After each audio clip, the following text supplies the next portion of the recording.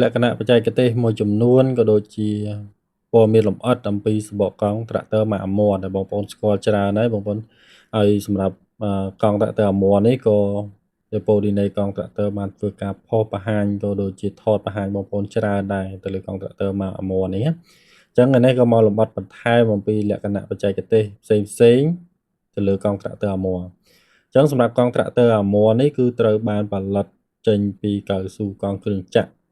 ចឹងបានធ្វើឲ្យកង់នេះមានសភាពរឹងស្វិតធន់ទៅនឹងគ្រប់សន្តានដីបាទពិបាកខ្លាំងដែលកង់ផ្សេងមិនអាចប្រើការបានកង់អាមួរនេះគឺអាចប្រើបាន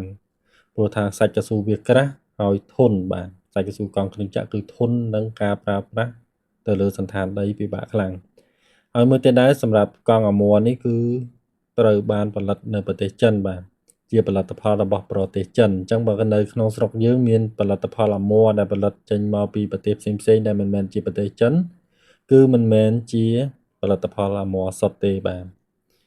ហើយមួយទៀតសម្រាប់សំបកកង់អាមួរនេះគឺត្រូវបែងចែកជា2បាទមានផលិតជាកូន brand មកមួយទៀតគឺសំបកកង់ត្រាក់ទ័រម៉ាក Toyota អញ្ចឹង Toyota អាមួរនេះគឺផលិតចេញមកពីពុម្ពតែមួយវត្ថុធាតុដើមតែមួយគ្រាន់តែថាយើង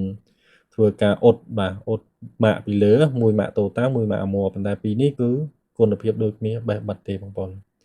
ហើយចំណុចសំខាន់សម្រាប់បងប្អូនដែលប្រើប្រាស់ទៅនឹងកង់ត្រាក់ទ័រម៉ាកអាមួរនេះសូមបងប្អូនពិនិត្យជាចាំបាច់ទៅលើសម្ពាធខ្យល់កង់បាទព្រោះសម្ពាធខ្យល់កង់គឺជាអ្វីដែលសំខាន់បំផុតសម្រាប់កង់ត្រាក់ទ័រអាមួរបងប្អូននៅពេលដែលបងប្អូនបញ្ចូលតាំងពេកវាអាចនឹងធ្វើឲ្យកង់បងប្អូនសឹករិចលឿនមុនការកំណត់ឬលើសធម្មតាបើសិនជាបងប្អូនធូរពេកវាអាចនឹងមានបញ្ហាហានិភ័យទៅលើការបាក់កាឡាកង់អញ្ចឹងបងប្អូនសូមពិនិត្យមើលសម្ពាធខ្យល់កង់ឲ្យបានត្រឹមត្រូវចុះបើសួរថាសម្ពាធខ្យល់កង់ប្រមាណដែលត្រូវទៅនឹងសង់ដាបងប្អូនអាចសួរខ្ញុំបានបាទខ្ញុំនឹងប្រាប់បងប្អូនថាកង់ទំហំប៉ុណ្នេះខ្យល់វាសង់ដាប្រមាណគីឡូខ្ញុំនឹងជម្រាបប្រាប់បងប្អូនអរគ្នាអញ្ចឹងសម្រាប់ចំណុចសំខាន់មួយទៀតនោះគឺគ្រប់ផលិតផលត្រាក់ទ័រដែលចេញមកពីប្រទេសចិនគឺសុទ្ធសឹងតែមានកង់ត្រាក់ទ័រម៉ាកអាមួរជាប់មកជាមួយអញ្ចឹងនៅក្នុងប្រទេសចិនគឺគេចាត់ទុកថាកង់អាមួរនេះគឺជាកង់ស៊ីនបាទរបស់ប្រទេសគេអញ្ចឹងគ្រប់ត្រាក់ទ័រដែលផលិតចេញទៅគឺប្រើប្រាស់កង់អាមួរនេះទាំងអស់អញ្ចឹងបងប្អូនឃើញសូម្បីតែត្រាក់ទ័រអាមេរិកក៏មានជាប់កង់អាមួរដែរបងប្អូនដូចជាត្រាក់ទ័រ John Deere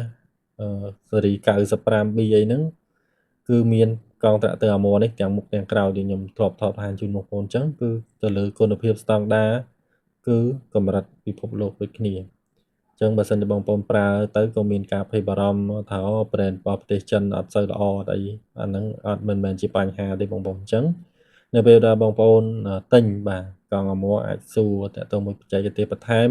ក៏បានដែរបាទ